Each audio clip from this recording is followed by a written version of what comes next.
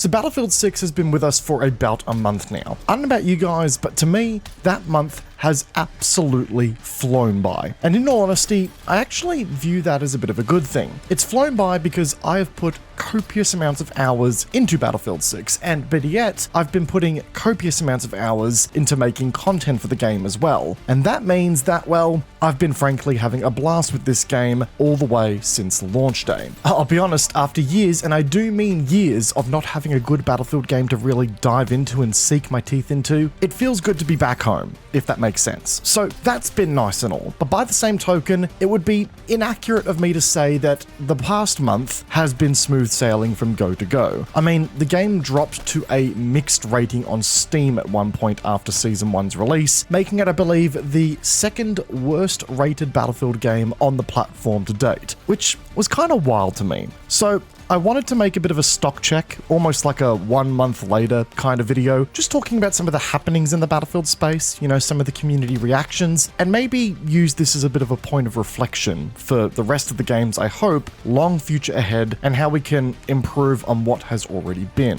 Before we go too far though, I did want to drop a quick and cheeky little announcement that I, alongside 31 other Australian and New Zealand based content creators, are going to be duking it out in a Battlefield RedSec Gauntlet Twitch Rivals coming up this weekend on November 9th at 11 AM Australian Eastern Daylight Savings Time. I know that most of you aren't going to be acquainted with the upside down time zone, so I have left some common conversions on your screen for an ease of reference, but I'm actually one of the team captains, and I've been absolutely grinding my kit lately to try and get myself ready for this event, so it would be amazing to have your support there as well, guys. I'll be live on my Twitch channel with a couple of giveaways of the Battlefield 6 Standard Edition to do on the stream, and the main broadcast will also be live doing its thing as well. So if you've got a spare moment, swing on by, guys. It'd be great to have your support there, and I hope to bring you guys some awesome Battlefield 6 RedSec Gauntlet action. Anyway, tangents aside, I think there are some key events and decisions from the past few weeks that certainly act as a bit of an opportunity for improvement here. I think the lowest hanging fruit here is certainly the theme of patch note accuracy, or better yet, just being absurdly clear about what is actually dropping in an update on that day and what is being talked about in a more speculative nature. I've already harped on about this in one of my previous videos, so I don't want to get too into the weeds on this either. You know, what's done is done after all, but DICE have been doing a lot of comms on social media about what they're planning on changing and what is on their immediate roadmap to fix with the game, which has been good to see, but I think there certainly needs to be some more definitive language about what is coming in a future patch and what is deploying in the patch in question. There was certainly a big point of confusion about what we thought was a big 1.1.1.0 patch, which was just a whole fiasco of things that we thought were being included but actually weren't, that really could have been avoided with some more definitive language. It's a shame that it happened in the first place, but if we can use it as a learning opportunity, then I think it happening early in the piece of Battlefield 6's life cycle is a good thing, and hopefully we see some improvement in that regard. I think that now that we've also had a couple of weeks to play with the Season 1 content as of yet, namely Blackwell Fields, it also serves as a bit of a learning opportunity for DICE as well. Now,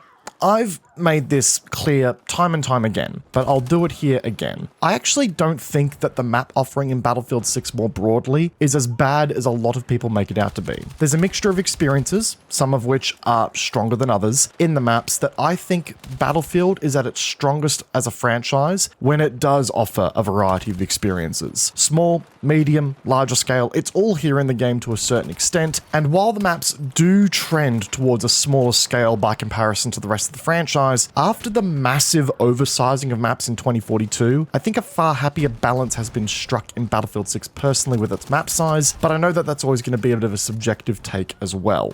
However, I will be the first to admit that Blackwell Fields, as what was meant to be the latest large-scale map, given it has jets on it, certainly ain't it at the moment. And while yes, I think DICE don't need to go bigger for the sake of going bigger like they did with 2042, this is the one map in the game that I think doesn't offer anywhere near enough cover or breathing space between objectives relative to the vehicle count on the map. AA and IFVs, they can just sit in spawns and farm away. Aircraft munitions are just straight up deleted by the base AA, even if the aircraft in question is outside of, you know, the no cap area. You know, that was proven by my boy Silk If few streams ago that he did, and that was a hell of a clip to watch. And just generally speaking, the map is a bit of a shit show right now, which is unfortunate because I think it's left a very bad taste in people's mouths ahead of Eastwood coming out in a couple of weeks, which by and large is one of the better maps coming to the game in my opinion after having played it in the preview event. I know there's certainly a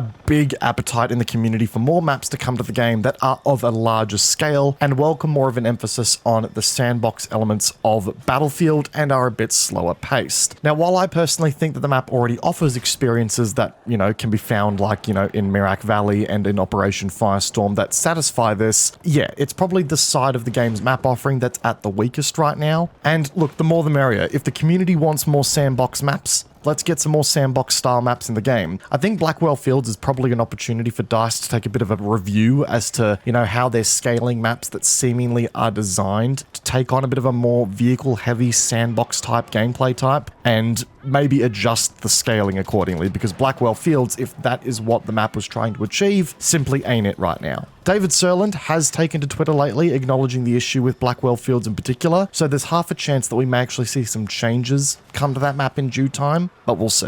Another thing that I think DICE, or Battlefield Studios more broadly, also needs to reflect on a bit here based on the first month of this game's live service, is their cadence in making fast server-side changes that vaults or removes bugged content from the game in a timely manner. If anything, this is probably the thing I want to see DICE take a moment to learn from the most here, because as we all know, there have been at least 2 relatively game-breaking bugs that were only discovered a week or so after the launch of the game by the community that have spread like wildfire. And these are, of course, the drone sledgehammer bug and the IFV MR missile bug. Now, to be abundantly clear, I understand that it takes time to actually fix these issues. I'm not trying to trivialize the process of game dev Q&A, but what I don't understand here is why the problematic pieces of kit in the game have not been vaulted from the game's arsenal to stem the bleeding on the impact that they are having, if you will. DICE, on multiple occasions, have demonstrated that they have the tech to take items out of the game at the server side on a moment's notice when they determine they are having a detrimental impact on the game. At times, even on a game mode to game mode specific basis. So I don't understand why the MR missile and either the sledgehammer or the recon drone didn't get the same treatment. Most of my games on Breakthrough have people in spots on the maps that they shouldn't be able to get to thanks to this glitch. And every single map that I try to fly an air vehicle on, forget it, the IFV gets in a good spot and it's basically game over. And the fact that these bugs have been allowed to remain impactful on the game for this long, when the tech exists to vault problematic kit like this, I think it's been a massive oversight that has also left a really bad taste in the community's mouth. I know fixes are allegedly on the way, but yeah, I hope DICE has learned a bit of a lesson here and will in the future take the time to very quickly deal with issues like this. Something that also really got the community riled up as well was the launch of the Battle Royale and also the Battle Pass and some of the cosmetics that are coming to the game. Look, I'll be real on this one, guys. The cosmetics to me aren't as bothersome as a lot of people make them out to be. I've already talked about this in the past, but I've also seen some suggestions made by other community members such as Tomographic, who simply recommended tailing down the saturation on some of these skins to actually bring them more in line to what the anticipated visual identity of the game should be. And I actually think that's a really solid approach to find the middle ground, if you will, here. Tomographic made the recommendation of toning down the saturation on that blue skin that was doing the rounds a little while ago, and it just made it look a bit more like what is a traditional navy camo, which again, I think is a nice middle ground for what the devs are looking to achieve here and what the community is looking for. The outcry in relation to the Battle Pass, I really don't get here. So many people made the comment that, oh, this is a bait and switch, this is not what we were promised. Guys, the Battlefield Pro Battle Pass bonus was literally advertised in the pre-order bonuses for this game. Like, if you did not expect a Battle Pass coming, I'm sorry, you might just need to read a bit more in the future.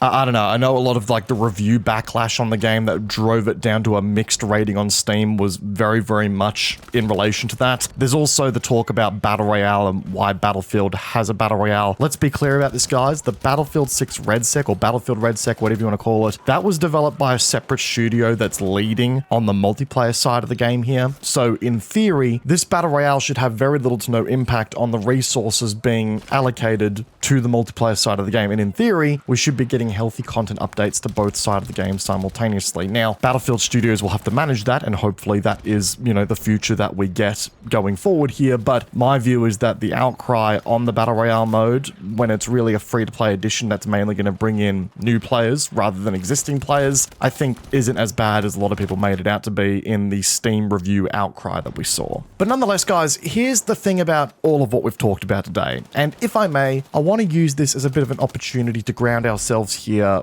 regarding the game. I think it's pretty easy to fall into a bit of a cynical mentality as the honeymoon period for a game begins to wear off. And the latest injection of content with Blackwell Fields as the latest post-release map for Season 1 and the Battle Royale and all that certainly hasn't helped with that process either for a lot of the Battlefield faithful. This is seriously, guys, as a side note, I promise that Eastwood is the better map, and it's unfortunate that you got Blackwell Fields first. You've got a lot to look forward to there. But one thing that I think is very important to remember here is that all of the issues that we've talked about today are relatively small things in the grand scheme of things. Ultimately, they are bugs, they are slightly wackier skins than what some may expect to see, and they are a quote-unquote weak map offering in the pool of maps already. They are all things that can be adjusted or changed with relatively minimal effort from the developers. Now again, I don't say that to trivialize the work that is done on these sides of the game, but I make the point instead to draw out that this time around, we don't have a fully released game that requires complete and total redesigns in order to make it feel like a functional Battlefield game. I remember when Battlefield 2042 launched, we had core maps of the game getting completely redesigned for a year and a half after the game launched, which put post-release content on a massive backbench. We had the class system get reintroduced deep into the life cycle of the game, and we also had multiple elements of the game get completely redesigned from the ground up. With Battlefield 6, we aren't doing that here. Battlefield 6 is far from being in that kind of a position of a game here. The underlying core of the game,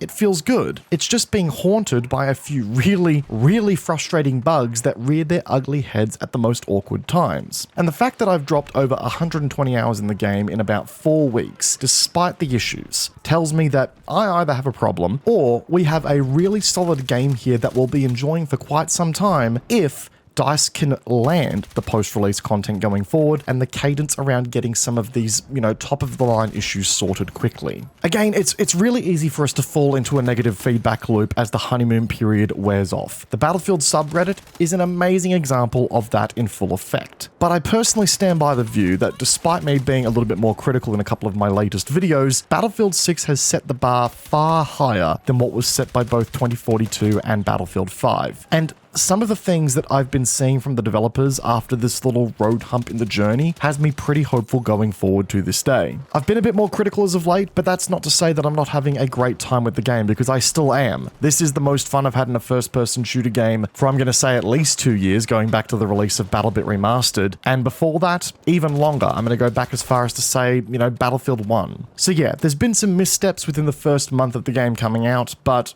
I, like all of you I'm sure, want to see this game be the best it possibly can be, and quite frankly, these are all really minor issues in the grand scheme of things, and I think overall, we're at a much better starting point than what we have been for a Battlefield game for a very long time here.